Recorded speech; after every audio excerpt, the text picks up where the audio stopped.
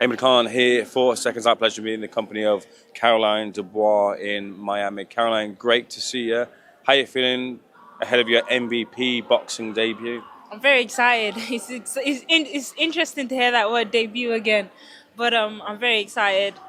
I think I'm hearing the American public. Every kid in boxing wants to fight in America, and growing up watching Floyd Mayweather, watching Canelo, watching Terence Crawford, this is the market that everyone wants to crack, and I'm having that opportunity so early in my career to crack that market. And I hope I'm well received, and I get to show the American public what British female boxing is all about. Yeah, what was your expectations of America? Obviously wanted to box here for a while. Obviously seen a lot of movies made in America as well, read a lot of books as well too. What was your expectation of the place, the people, and has it been met? I never would have thought that the Americans, especially, I don't know if it's just Miami, but everyone is so nice. It's like insane. The amount of times people just stop me, ask how I'm doing, say good morning, it's insane. Like, I come from London, like the screwface capital, and it's insane. Like, there's just, maybe it's the sun, it brings out the best in people, and they're just in such a good mood, so friendly, so receptive, so warm. Maybe it's just because I'm in a hotel, but honestly, since being here, I love it. The people here are very nice. You've got to put the knives away on Friday and you've got to put on the gloves again and get to getting the win. What's your expectations of the challenges you'll face on Friday? I think for me, it's more about an exhibition, a showcase of Karen Dubois. And I'm just going to try and relax, stay as calm as possible, not allow any expectations or pressure get to me. I think if I go out there and do the best me, go out there and be the best Karen Dubois, I genuinely believe I steal the show. I genuinely do. I feel like if I go out there, just perform the way that I know I can, I'm going to not just, beat this girl. I'm going to look good. I'm going to put in a showcase. I'm going to stop her. I'm going to do everything that I want to do. And that comes without putting pressure on myself. Have you had those conversations with Jake Paul as to, one, your future, the fight he wants? And what about Jake Paul as a person before we get to the conversation about fighting? What do you make of him? I haven't had the opportunity to sit down and speak to him since being here, but I'm guessing he's locked in on his own fight. So it's hard to say what I think of him as a person, but I think you have to look at him as what he's done, and I think he's ambitious. I think he's brave. I think he's courageous. I think he's willing. He's a game changer. That's what he likes to call himself, and it's a well-earned nickname. So I think he's everything that boxers need to look up to and say, I want to be like, because it's like putting yourself out there. You're being yourself. You're being confident. You're being outspoken. You're testing yourself. You're pushing your limits. You keep changing the bar, elevating the bar, and I think he's doing that. So it's amazing to be on a card with such a person, and it's amazing to be supported by such a person. He's invested in women's boxing where other promoters are not doing so. You got one target on another fight in the form of Alicia Baumgardner? Of course, I think she's a name that everybody knows that I'm interested in and want to fight. I think it's a great fight. I think it's a fight that is going to be the biggest fight in women's boxing. When I think about that fight, I think this is the biggest fight in women's boxing. Karen Dubois versus Alicia Baumgardner. We're both confident. Are we going to... As long as it's still going, it'll be fine. Okay. So if we get stopped, it'll be fine. Sorry. Okay, no, I think that, we both bring that excitement, the entertainment element, and I think it's an exciting fight. I love that fight. I think she needs me just as much as I need her. To be a superstar, you need a dance partner. You need a dance partner to bring that out of you. And I need that. I need that right now in my career. I think she'll be the one to do it. Have you ran into her yet? No, actually, she's been missing. I'm not sure if she's staying in this hotel. I wouldn't be surprised if she's made it sure that she's in an opposite wing or something. I don't know. Like, I haven't seen her actually at all since being here. Like, not even at the open workout. I imagine we'll see her today at the presser, but, I don't really care. Now, one thing I want to say regarding your move from the previous promotion company to MVP is I thought it was a little bit of a shame for Ben to sort of rub a bit of your shine off on the way out from boxer to MVP and kind of shift the blame towards BBC as to not wanting you, which obviously wouldn't be the case. I think Ben sort of alluded to it without directly saying it, the way he did with Ben Whittaker. What was your exit like from boxer to MVP? No, when I first saw that video, when I first saw his comments, I was a little bit disappointed. I showed it to my sister. I was sitting down watching television and doing what you shouldn't do when watching television, which is scrolling on your phone. And I was scrolling on my phone, and the video popped up, and I was like, "Wow, that's a bit interesting." I showed it to my sister, and I was like, "This is a bit offensive." But then she was like, what can he say? What else is he gonna say? Is he gonna say BBC can't afford to keep her, so I can't pay her? Is he gonna say BBC can't afford right now to invest in such a high-profile boxer?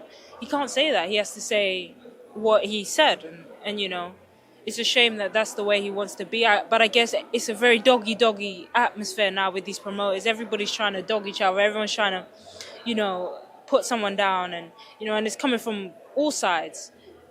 It's a shame as a promoter to have that, because you never know. We may work with Ben again.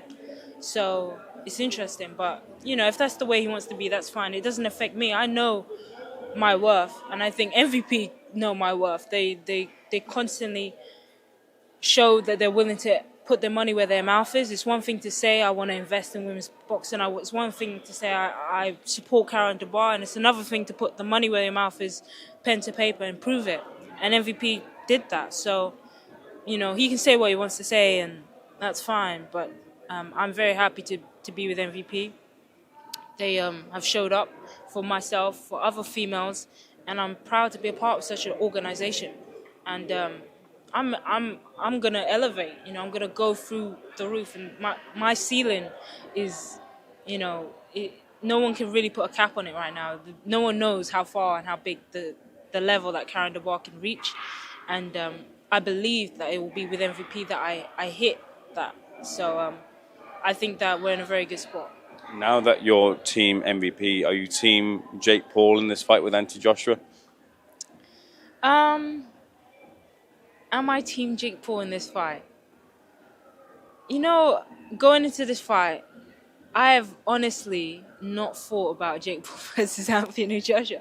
Only coming out here have I felt the energy of Jake Paul versus Anthony Joshua. I've been so focused on my own fight and my own training that I genuinely have not, it hasn't crossed my mind. But since coming out here, I don't know where to land. Let me come a different way with you. So rather than a prediction, how about in your experience when you've been fighting, whether it's spars, whether it be in a fight specifically, when you know you've got an opponent who's bigger than you, maybe more experienced than you, maybe has more power than you, how do you counteract that? How do you go about that? What would Jake Paul need to do to counteract the skills, the experience that Joshua brings to the ring? What have you done that Jake Paul might be able to do this weekend? That's a good question. I think that he needs to use his speed. He's the smaller man.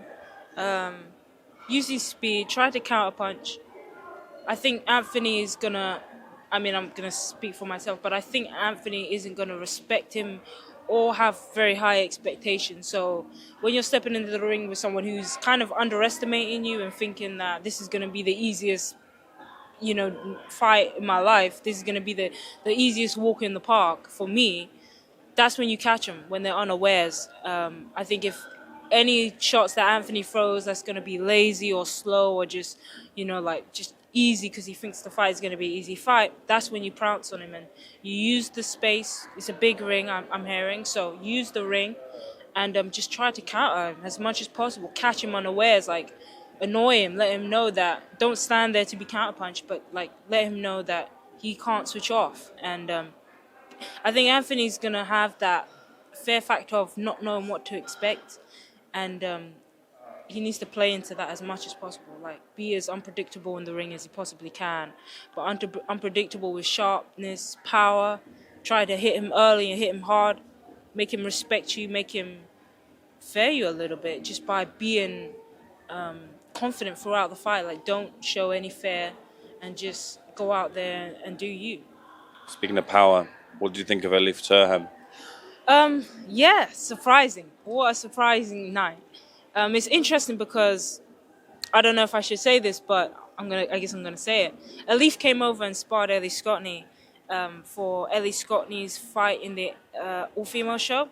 So it was the first time I saw Elif, and Ellie is a super bantamweight, and she sparred this girl, and I was very disappointed. You know, I was very surprised. I thought she didn't have much skill, didn't have much anything. Like, she was just shocking, you know, shockingly bad. And I just remember thinking, wow.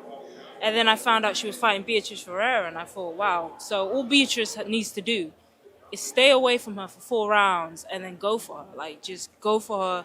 Stay away for 4 rounds, make her miss, like, make her hit thin air, you know, because she's wild, she's reckless, she swings. So just make her hit thin air, you know, make her miss, make her lose confidence in herself. Don't let her confidence grow in the fight. And then after them 4 rounds, you step on her. And I genuinely believe that she did that, which I thought she was what she was going to do. You step on her and you would stop her late, I think.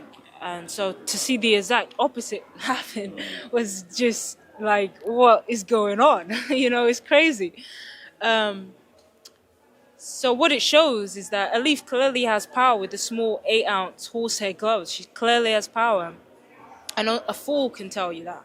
But what I saw when she sparred Ellie, and what I see even in that fight, is that she doesn't have much skill.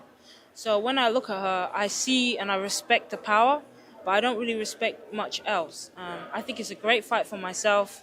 You know, obviously Eddie's going to be, you know, screaming her name from the rooftops now as the biggest puncher in women's boxing, and, you know, maybe he's right to do that. I don't know, but I know what she isn't, and she hasn't got a skillfulness that I think that I would respect. And if I fought her, I genuinely believe I'd knock her out. I genuinely do.